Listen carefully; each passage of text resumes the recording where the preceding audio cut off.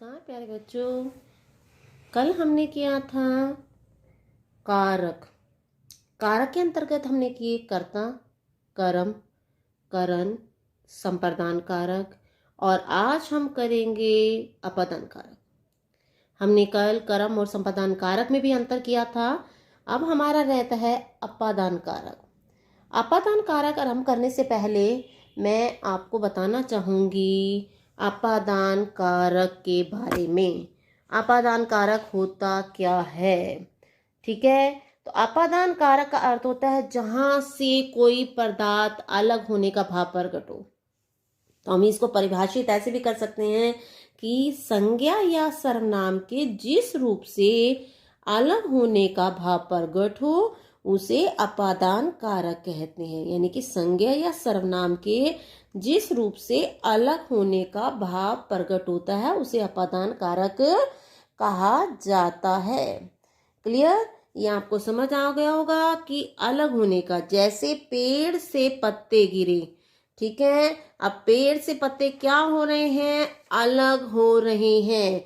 रवि मुंबई से लौट आया, यानी कि रवि मुंबई से अलग हो रहा है, तो यहाँ पर अलग होने का भाव है। अगर मैं यहाँ ये लगाती हूँ कि गंगा हिमालय से निकलती है, तो गंगा हिमालय से अलग हो रही है। अलग होने का भाव प्रकट हो रहा है गंगा का हिमालय से, तो यानी कि यहाँ पर अलग होने का भाव प्रकट होगा। अगर हम यहाँ देखते हैं तो अपादान कारक की विभक्ति से है, जिससे अलग होने का भाव प्रकट होता है। यहाँ पर इसका विभक्ति चिन्ह कौन सा है? कारक चिन्ह से। ठीक है, करण और अपादान कारक दोनों में से विभक्ति का प्रयोग किया जाता है। दोनों में ही से विभक्ति का प्रयोग किया जाता है, लेकिन दोनों में अंतर कैसे पता चलेगा? करण कारक में प्रयुक्त से सहायक साधन का सूचक है, यानी कि ये साधन के रूप में प्रयोग किया जाएगा से। ठीक है, जबकि अपादान कारक आएगा यहाँ पर में प्रयुक्त से अलग होने का भाव प्रकट होगा। जैसे अब ये वह गाड़ी से मुंबई गया, ये नहीं कि गाड़ी से अलग हो गया मुंबई पहुंच गया, नहीं, उसने मुंबई जाने के लिए किस साधन का प्रयोग किया? गाड़ी का प्रयोग किया। तो यहाँ साधन के रूप में गाड़ी का प्रयोग किया गया है। ये सहायक साधन है मुंबई जाने का। लेकिन अगर मैं इस एग्जाम्पल को देखती हूँ तो यहाँ पर ये दिया हुआ है वह मुंबई से आया, यानी मुंबई से अलग हो रहा है और किसी और सिटी में आ रहा है, तो यहाँ पे मुंबई से अलग होने का भाव प्रकट हो रहा है, तो यहाँ अपादान कारक होगा। अगर यहाँ एक और एग्जाम्पल देखते हैं, वह गाड़ी से गिर गया, यानी गाड़ी से अलग हो गया। गाड़ी के अंदर बैठा था और गाड़ी से नीचे गिर गया, तो गाड़ी से अलग होने का भाव प्रकट हो रहा है। वह बस से आया है, उसने आने के लिए किस साधन का प्रयोग किया? बस का प्रयोग किया, तो यहाँ पे कौन सा होगा? करण कारक होगा। लेकिन मैं आपको ये भी स्पष्ट करना चाहती हूँ बेटा कि जब भी आप अपादान कारक देखते हैं तो उसके अंतर्गत डरने का भाव भी आएगा बेटा, डरने का भाव। ठीक है, और साथ में बचने का भाव। क्लियर? साथ में सीखने का भाव और लजाने का भाव। कौन कौन से आते हैं अपादान कारक में? डरने का भाव, बचने का भाव, सीखने का भाव, लजाने का भाव, और साथ में एक और कर सकते हैं आप, तुलना का भाव। किस चीज का भाव? तुलना का भाव। डरने का, बचने का, सीखने का, लजाने का और तुलना का भाव। अगर मैं एग्जाम्पल देती हूँ, आपको डरने का एग्जाम्पल दे रही हूँ, आप ध्यान से सुनेंगे, आपको समझ आएगा। राधा कुत्ते से डरती है, किसी का नाम भी लीजिए कि वह कुत्ते से डरती है, तो ये डरने का जब भाव आएगा तो आप कौन सा कारक लिखेंगे? अपादान कारक लिखेंगे। ठीक है, अगर मैं ये कहती हूँ बहू ससुर के सामने लज्जाती है, तो यहाँ लज्जा का भाव आ गया, तो कौन सा आएगा? अपादान कारक। ठीक है, अब हमने कहा सीखने का, तो मैं ये कहती हूँ कि आप मुझसे कारक सीख रहे हैं, तो यहाँ सीखने का भाव आ गया। ठीक है, और मैं तुलना के लिए एग्जाम्पल लेती हूँ कि राधिका श्वेता से ज्यादा सुंदर है। यहाँ तुलना हो गई कि राधिका और श्वेता की तुलना हो गई कि कौन ज्यादा सुंदर है। क्लियर? अपादान कारक के अंतर्गत डरने का भाव भी आएगा, बचने का, सीखने का, लज्जाने का, तुलना का और अलग होने का भाव भी प्रकट होगा। क्लियर? चलिए आगे बढ़ते हैं। नेक्स्ट है हमारा जो कारक है वो संबंध कारक है। तो हम संबंध कारक को कैसे परिभाषित करेंगे? एक संज्ञा या सर्वनाम का किसी दूसरी संज्ञा या सर्वनाम से संबंध बताने वाले शब्द रूप को संबंध कारक कहते हैं। किसका? संज्ञा या सर्वनाम का किसी दूसरी संज्ञा या सर्वनाम से संबंध बताने वाले जो शब्द रूप होते हैं उन्हें क्या कहा जाता है? संबंध कारक कहते हैं। यहाँ देखेंगे, हम उदाहरण देखते हैं। राम का भाई चतुर है, यानी राम और उसके भाई का आपस में संबंध है। किस चीज का? भाईचारे का। तो यहाँ का प्रयोग किया गया। रवि के पिताजी डॉक्टर हैं, यहाँ रवि और पिताजी का संबंध है पिता और पुत्र का। यह मेरी साइकिल है, साइकिल का और किसका संबंध है? उस व्यक्ति विशेष का जो जिसके लिए हमने यह शब्द का प्रयोग किया है। नेक्स्ट हम उदाहरण देखते हैं। सुनीता की बहन सुंदर है, सुनीता और उसकी बहन दोनों का आपस में संबंध है। यह मेरा घर है, घर का और जिसके लिए हमने यह शब्द का प्रयोग किया है उनका आपस में संबंध है। लेकिन मैं ये कहना चाहूंगी कि ये पद है, ठीक है। ये मेरे मित्र है, ये और मित्र का आपस में संबंध है। आपको यहाँ एग्जाम्पल को डिफाइन किया गया है, वर्णित किया गया है, लेकिन मैं आपको यहाँ से पहले ही क्लियर कर चुकी हूँ, ठीक है। अब आपको एक और चीज क्लियर करना चाहूंगी। संबंध कारक के चिन्ह है का, की, के, रा, री, ठीक है, ना, नी, ने। का, की, के का प्रयोग संज्ञा शब्दों के साथ, इस चीज को याद रखिएगा अच्छी तरह से कि का, के, की का संज्ञा शब्दों के साथ और रा, रे, री का और ना, ने, नी का प्रयोग किया जाता है सर्वनाम शब्दों के साथ। क्लियर? किनका प्रयोग किया जाता है? का, के, की का प्रयोग संज्ञा शब्दों के साथ और किसका प्रयोग किया जाएगा? रा, रे, री का प्रयोग किया जाएगा सर्वनाम शब्दों के साथ किया जाएगा। लेकिन एक और चीज क्लियर करना चाहूंगी मैं।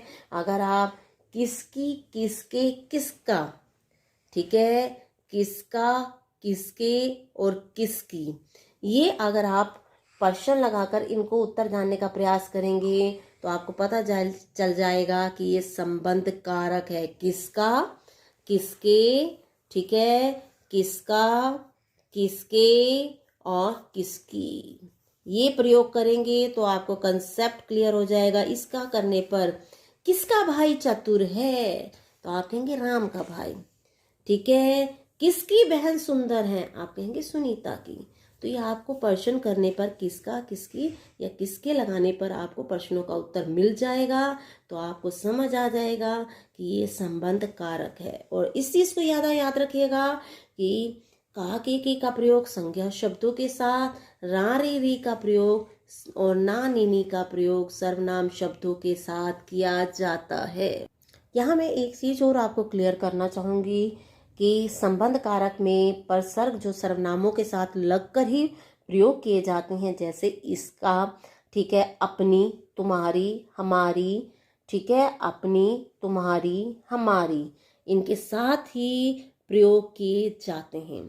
आगे हम बढ़ते हैं अधिकरण कारक की ओर। तो अधिकरण कारक को हम कैसे परिभाषित करेंगे उसको देखते हैं। क्रिया के होने के स्थान या काल को बताने वाले कारक अधिकरण कारक कहलाते हैं। अब क्रिया के होने के स्थान या हम यहाँ लगा सकते हैं क्रिया के आधार, क्रिया के होने के स्थान या उसके आधार को अधिकरण कारक कहा जाता है। स्थान का या आधार का पता चले उसे अधिकरण कारक कहा जाता है। जैसे स्थान बोधक, चिड़िया पेड़ पर बैठी है। किस पर बैठी है? पेड़ पर। उसके आधार, उसका बेस क्या है जिस पर वो बैठी है? वो पेड़ का तना। वह इस मकान में रहता है। उसके रहने का आधार क्या है? स्थान क्या है? मकान। तो यहाँ पर कौन सा कारक होगा? अधिकरण कारक होगा, ठीक है। और अधिकरण कारक के साथ में और पर परसर्ग का प्रयोग किया जाता है, में और कौन सा, पर, में और पर। लेकिन यहाँ एक और चीज बताना चाहूंगी कि काल बोधक के लिए को का भी प्रयोग किया जाता है। एग्जाम्पल देखेंगे हम, वह शाम को आएगा। तो यहाँ पे समय का पता चल रहा है, तो समय को बताने के लिए हम किसका प्रयोग करते हैं, को का प्रयोग करते हैं। आपको समय, स्थान और अवसर क्रिया के प्रमुख आधार अधिकरण कारक कहलाते हैं।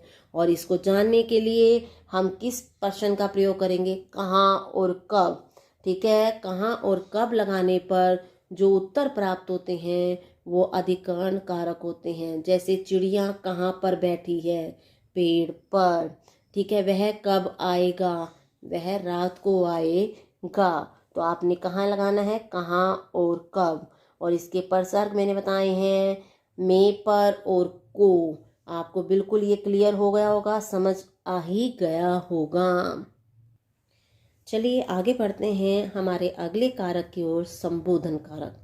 आज आपको समझाया गया है अपादान कारक, ठीक है, जिससे अलग होने के भाव का, डरने के भाव का, बचने के भाव का, सीखने के भाव का, लज्जाने और तुलना के भाव का पता चलता है। अन्य स्थल पर हमने संबंध कारक किया है, जिसमें संज्ञा या सर्वनाम का दूसरे संज्ञा या सर्वनाम से संबंध पता चलता है।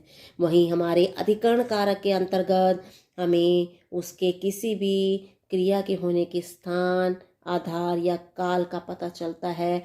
जो हमारा अंतिम कारक है वो है संबोधन कारक। तो संबोधन को हम संबोधित कैसे करेंगे उसको आगे हम देखते हैं।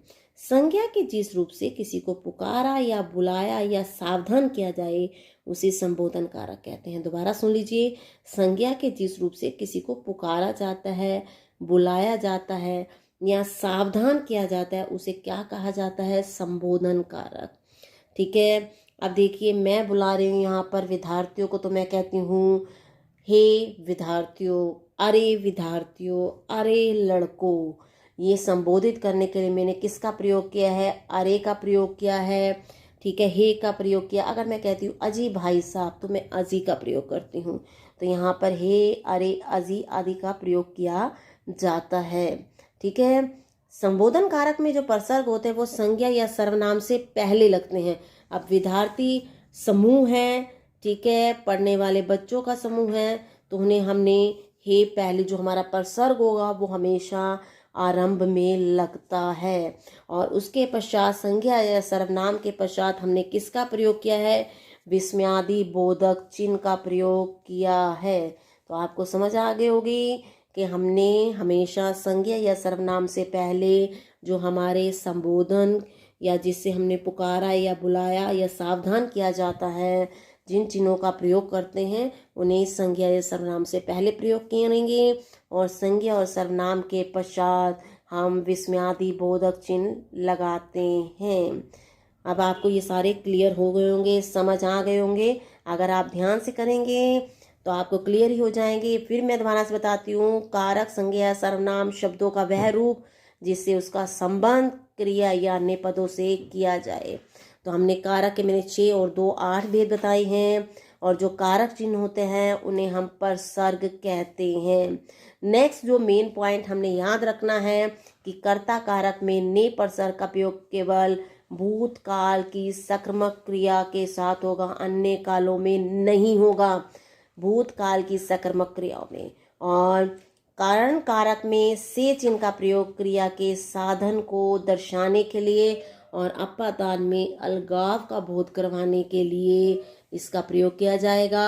और अंत में संबोधन में संज्ञा या सर्वनाम से पहले जो हमारे संबोधित करने के लिए कारक चिन्ह होंगे प्रयोग किए जाएंगे। और उस संज्ञा या सर्वनाम के पश्चात विस्मयादि बोधक चिन्ह लगाया जाएगा।